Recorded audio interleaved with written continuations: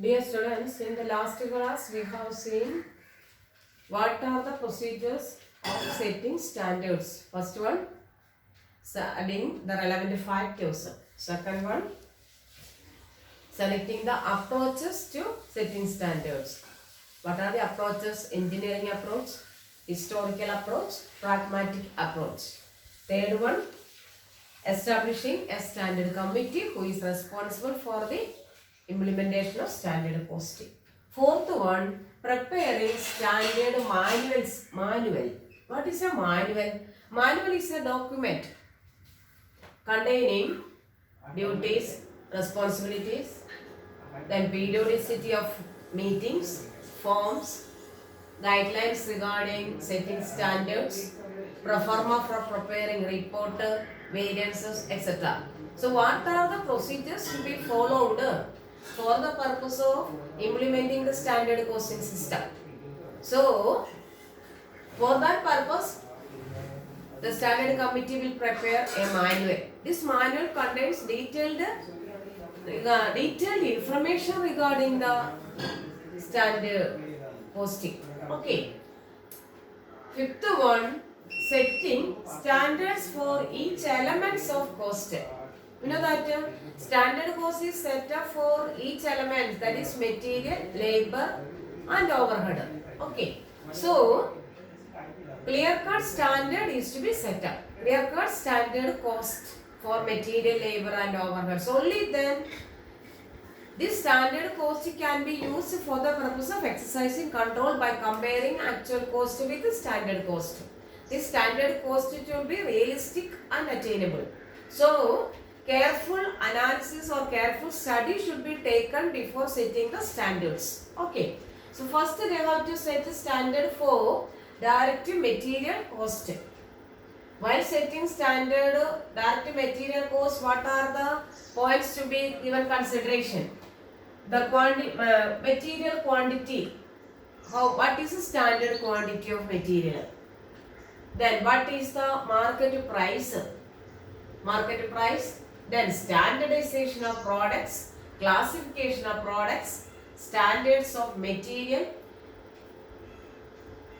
and preparation. Then standards of material and standard quantity of material can be determined on the basis of experiments or past data, or they can also conduct test run and experiments. And as well as they have to give consideration for normal loss. They have to estimate the normal loss. Okay. So these points are to be considered while setting the standard cost for material. Then what is the standard quantity per unit? How much standard quantity is required for producing 1 unit, or standard quantity per unit? Then in the case of 2 or more materials are required for producing a product, then they have to determine the standard product mix, standard material mix.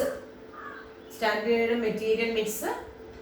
Then for the purpose of determining that, who is responsible? Production manager and technical experts are responsible to know. They have to analyze. They have to find out what is the standard quantity required for producing a product. In the case of 2 or more materials, what is the standard mix of materials required? What is the expected normal loss, wastage, etc. All these factors are to be considered for the purpose of determining the standard quantity of material. Next one, standard price. Price to be fixed. For the purpose of determining the standard price, they have to determine what is the cost of stock. Cost of stock of material. Then quantity of material required. What is the price trend? What is the price level or price fluctuations? Whether there is any price fluctuations. Then what is the current market price? Then what is the purchase order? Then whether there is any discount, rebate, etc. are available. All these are to be considered. Clear? So price to be fixed. For the purpose of that, they have to analyze what is the cost of stock of material, quantity of material required, what is the current price, what is the price trend, what about the price fluctuations, then what about the purchase order for the product, whether there is large quantity of purchase order or what about the quantity of purchase order, then whether there is any discount offer or no discount or rebate etc. available. All this have to be considered. Okay. On the basis of that, the standard cost of material is equal to standard price into standard quantity. So they have to determine standard price, then they have to determine standard quantity. On the basis of that only they can determine the standard material cost. Okay. Second one, standard labor cost.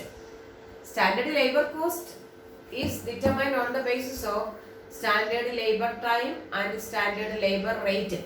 Okay. So they have to determine what is the time, standard time and standard rate. Already I have mentioned the standard rate and standard time. For the purpose of determining the standard time, they have to be what about the standardization. Standardization and classification of product, time study, motion study is to be conducted. Work and method analysis to be analyzed taken. Then trial run or test run is to be undertaken. Okay, time study, motion study, then standardization and classification of product. Then what about the standard work? What about the standard material? That analysis is to be undertaken. On the basis of that, they have determined standard time. Okay, what about the normal idle time available or expected normal idle time? That also to be considered for the purpose of determining the standard time. Next one, standard rate. What is the labor rate? Rate of labor per hour or per unit. Labor rate will be fixed either per hour or per unit. For the purpose of determining the labor rate, they have to determine what is the existing labor rate. Then what is the rate paid by similar firms, rate of labor paid by similar firms, that is to be considered. Then what about the remaining labor loss, then influence of labor unions, then what about the skill required, what are the normal idle time, etc. All these are to be considered. Okay, on the basis of that they can determine standard rate. When we determine standard rate and standard time, then we can determine the standard labor cost. Standard labor cost is equal to standard rate into standard time. Third one, overhead